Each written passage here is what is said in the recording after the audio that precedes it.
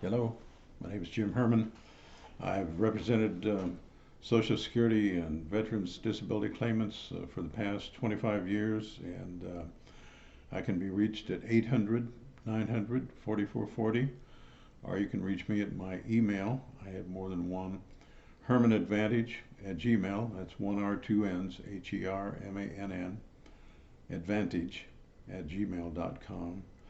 And we'll be glad to talk with you at any time and give you additional information. And we'll also be glad to provide you with a free analysis of your specific claim.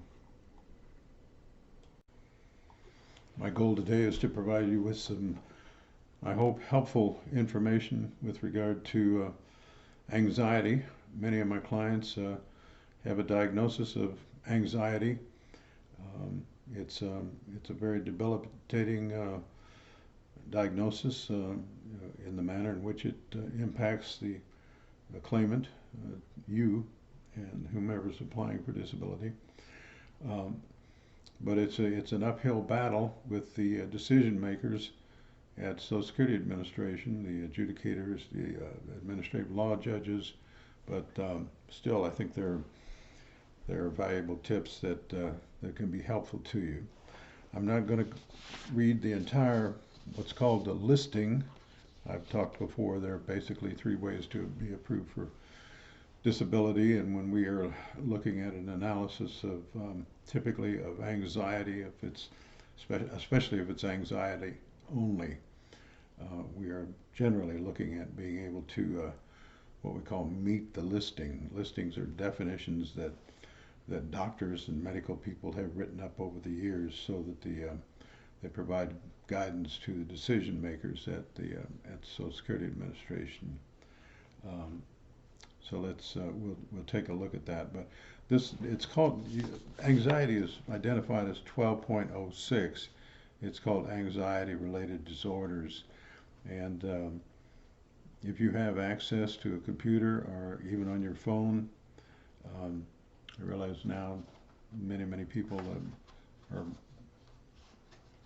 utilizing their telephone for their computer access. Do a simple search, Google search, and that search would simply be adult listings, anxiety, but it's you're going to get a faster hit if you put in the 12.06, which is the number of the listing. And all of these listings typically have an ABC requirement and different elements within those. The bottom line seems to almost always be the same, though. You might have a diagnosis of anxiety, but the bottom line comes down to that in addition to that diagnosis, and by the way, the more documentation you can get from your treating sources, your doctor, your nurse practitioner, the more likely you are to be approved. And related to that, the more statements that you can get from family, former teachers, former employers, the more the better. So the more statements you have of that sort, the better. But the bottom line ends up being whether or not you're going to have, it says, resulting in at least two of the following: a marked restriction of activities of daily living. In other words, what you do on a typical day, which includes, whether or not you're able to take care of your children, if you have children, whether or not you need help with house cleaning, meal preparation. Second, whether or not you have a marked limitation in social functioning. I'll give you more specific examples of these shortly. Number three, whether or not you have a marked difficulty in what we call persistence, concentration, and pace. And number four, whether or not you have so-called repeated episodes of decompensation, each of extended duration. Decompensation generally means a nervous breakdown, and each of those episodes have to, by regulation, last a minimum of 2 weeks and be medically documented. But no one likes to be read to, but I have to read some of this information to you. A marked limitation is whereby your ability to independently initiate, sustain, and complete activities is seriously limited.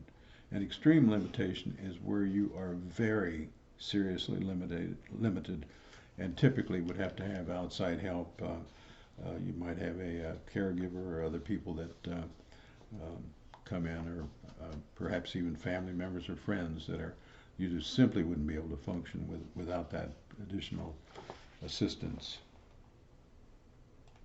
Of course, panic attacks are going to be an important component of being approved for an anxiety diagnosis. And panic attacks can mean different things to different people. The primary thing the decision makers are going to be looking at, sorry about that, we never get away from these cell phones, do we? Are going to be looking at the frequency, how often you have your panic attacks and how severe are they. Do they reach the point where you have to perhaps have someone with you when you go shopping, whether or not you're dealing with what's called agoraphobia. If you look at the basic definition of agoraphobia, it is basically a fear of the marketplace is the actual definition.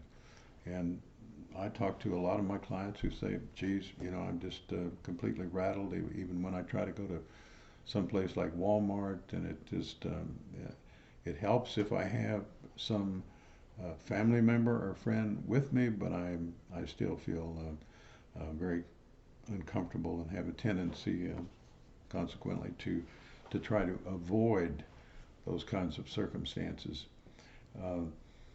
And that becomes an important element of an anxiety disorder. There people, particularly in a work setting, they may be avoiding contact with their supervisors and their managers. They're just not comfortable being with those folks, or they may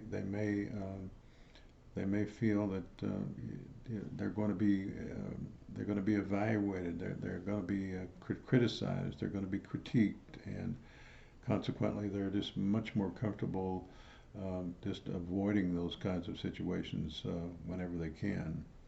And so it's just checking my time. But it's important. It's important for you to keep a journal of your panic attacks, how long they last, what symptoms specifically that you feel when you're having a panic attack. As we know, there can be many symptoms, and then most importantly, how often you're having those panic attacks. That's what the administrative law judges are going to be asking you at your hearing. And if we're going to be persuasive in a hearing setting or at any level of the adjudicatory process, then we need to be specific and have that substantiated. If you keep a journal, it's a good idea to furnish your treating physician a copy of that, or your nurse practitioner, whomever your treating source is. Ask them to make that part of your medical record. Then when we request medical records to support your disability claim, it's even more persuasive because it's in the file as part of your medical records. If we're dealing with just the anxiety diagnosis primarily, it's going to be an uphill battle because we're almost certain that we're going to have to be able to prove that you in fact do meet the listing. And I'm repeating, but look for those listings, read them yourselves in great detail if you can. Just do a Google search. I know I'm repeating, but I'm doing that for emphasis. Do a Google search and use the phrase adult listings 12.06. But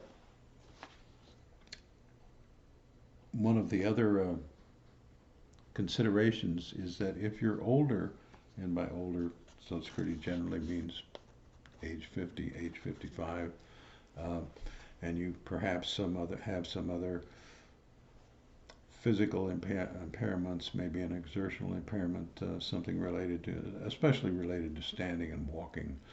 Those can really be critical in terms of helping us find the path to approval for you.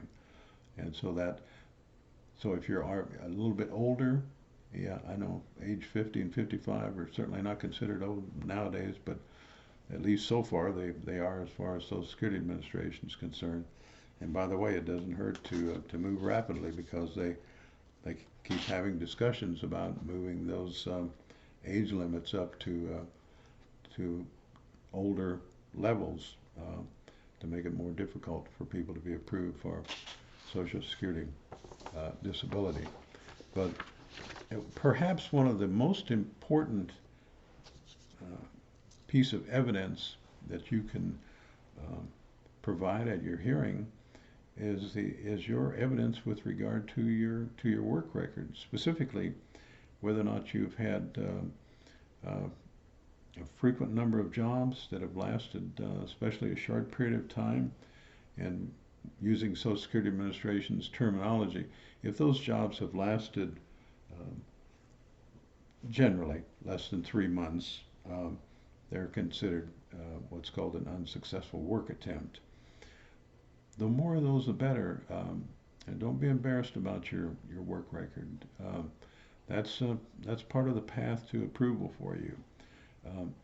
And especially, again, kind of lay your ego aside, if you will, because if you were fired from those jobs, it's going to be even more helpful to you to find that path to approval for you. So again, keep well, detailed records will exist, but your own records are also critical.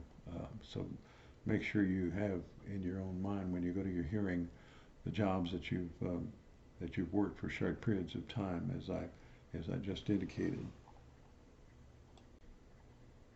I'm quoting now from Dr. David Martin, and he has a number of books that are incredibly beneficial and helpful for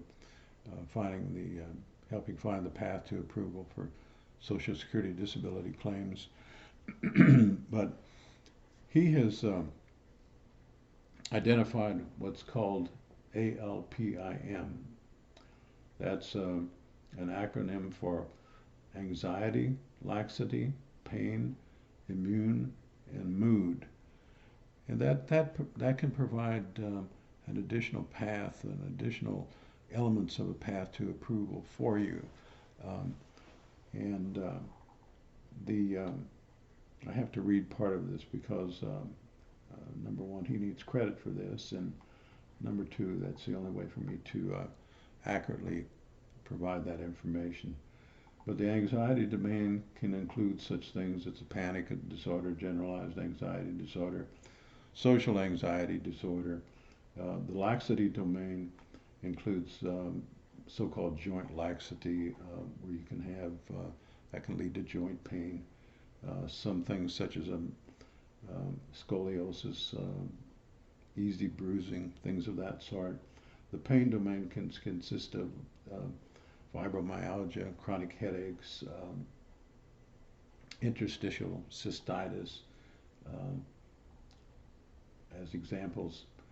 The immune domain can involve such things as asthma, hypothyroidism, chronic fatigue syndrome, allergic rhinitis. The mood domain can be made up of such things as bipolar disorder, major depression, perhaps an increased response to antidepressant medications. And as he indicates in his materials, the so-called ALPIM, the ALPIM hypothesis is far from a proven theory, but it provides additional information that can help us find that path to approval for you. I mentioned earlier that I would provide some specific examples that are related to finding the path for marked limitations, and there are a number of advantages, of course, to having a professional person represent you in your disability claim. Perhaps most important is the fact, and this is based on a study done by the United States government itself, is that you're 3 times more likely to be approved for disability if you have professional representation. An additional advantage is you're able to have access to materials like I'm quoting from right now. This specific document came from our National Organization of Social Security Claimants Representatives and was obtained via a Freedom of Information Act request, but it's actually taken from the training materials that the agency provides for the training for the administrative law judges. And so I'm not going to read all of it to you, but I'm going to try to give you some insights. With regard to looking for a marked limitation for understanding, remembering, or applying information, some of the examples, and I did an earlier YouTube on this particular topic. In the title, look for the phrase "the quick reference guide," and it should take you to more details about what I'm referring to right at the moment. So, applying information, as I said. Following one or two-step oral instructions, describing work activity to somebody else, asking and answering questions, and providing explanations. Think of all these in terms of a work setting. Recognizing mistakes and being able to correct those mistakes. Identifying and solving problems. Now, under the next category, interacting with others, that goes far beyond just social interactions that we would think of normally. Such things, we normally think of a social interaction as being, and I had to change the lighting to be able to read this to you. But think of it, again, think of all these in terms of a work setting specifically. But under the general category of interacting with others, and of course we're going to be looking with cooperating and getting along with others, asking for help when needed, handling conflicts and related, including or initiating and sustaining a conversation with your coworkers. And I can provide copies of this entire list for you on request. Next category, I didn't read them all. Your next category is the one that we hear a lot about in disability hearings, and that's persistent concentration and pace. And it's just that, essentially. Some of the disability regulations indicate that if a person is not able to maintain attention for 2-hour segments, then that would be